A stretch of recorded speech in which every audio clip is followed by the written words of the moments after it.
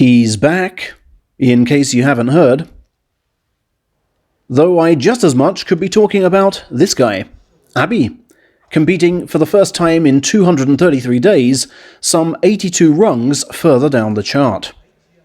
Today's Division 3 opponent, 23-year-old Izumigawa, sharing the same rank, which for him is a career high.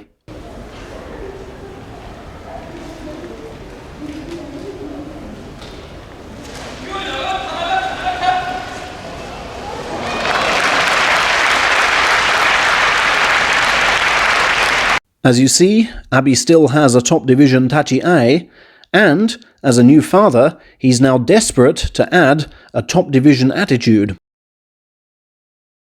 "I wanted to show you how I've grown, that I'm a changed man," he said afterwards.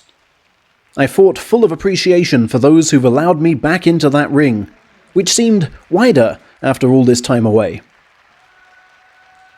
Not back today, it was announced last minute, was Ikioi, who last month had an operation on the left hand he injured in January. He will be out for the entire tournament, with his coach Isenoumi saying, "It was worse than we thought, and we can't even talk about a comeback until it heals." We wish the 34-year-old all the best. Okay, most of you know how the channel works. We select only a few bouts and dive deeper into the day's stories. February the 20th marked 2 years since Kazuki Ura's second ACL operation. The rough amount of time needed, so say other sportsmen, to get his movement somewhere near the desired level. He began his third straight meet in Division 2 with a match against coronavirus victim Chiyo Otori, who he pushed out from the front in their only previous match.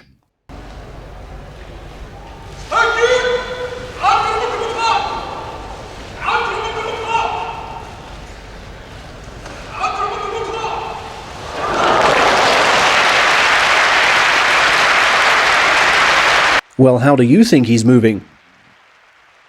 Ura said he just went with the flow, but I think that needs expanding upon.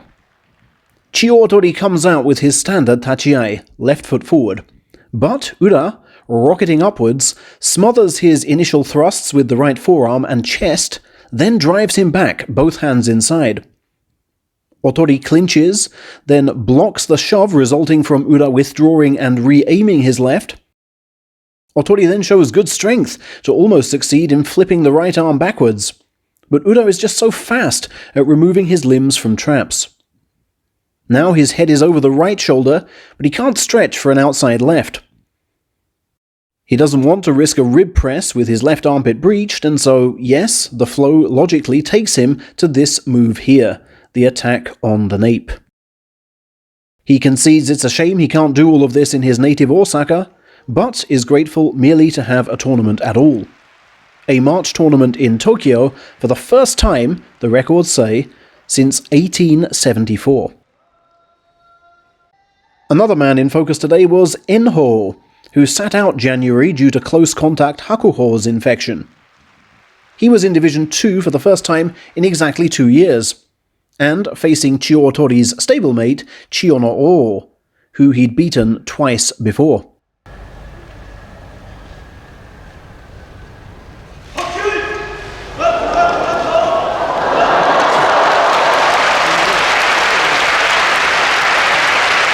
All 3 men in the ring competing for the agility prize there.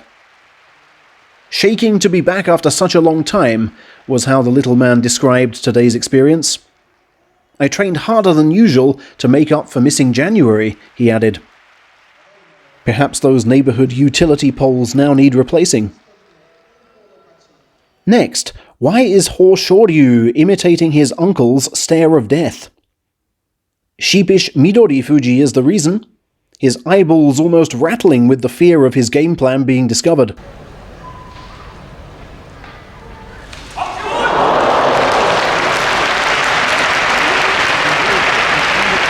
You may recall Midori suffered a hernia pre-tournament. He admitted that was one of the reasons he sidestepped. The other, though, must simply be what we've pointed out on the channel before. Hoshoryu does tend to stoop. I basically couldn't train, and that freaked me out, so I forced myself back into the ring in the last few days, was Midori's grim condition update. The hernia won't get better, and I just have to live with it now. You may also have noticed him making his first appearance as Hakuho's sword-bearer today, following the demotion of both Enho and Ishiura to Division 2. When I saw the Yokozuna before me, I felt something holy, he said. And when he only found out about his new job yesterday, forcing him to watch YouTube for guidance, he likely said, holy something.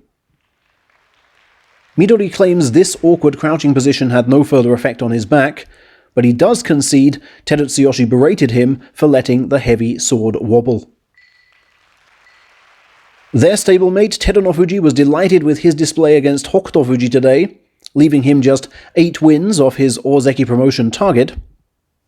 His foe ran a country mile from that outside left at the Tachiai, then tried to compress the throat at arm's length.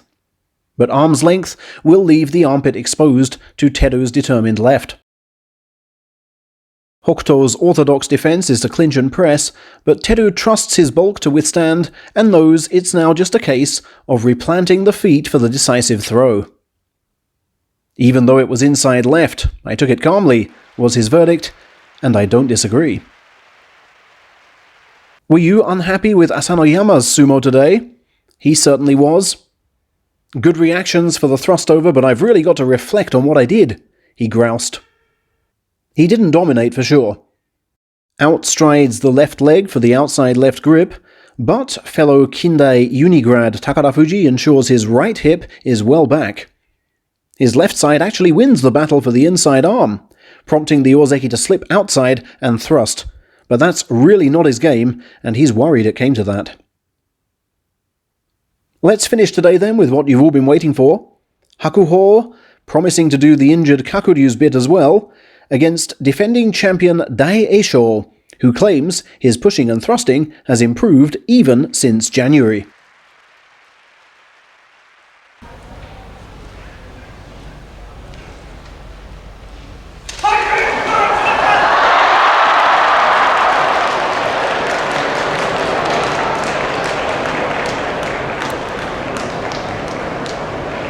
Take your guess as to the source of Daieisho's grimace.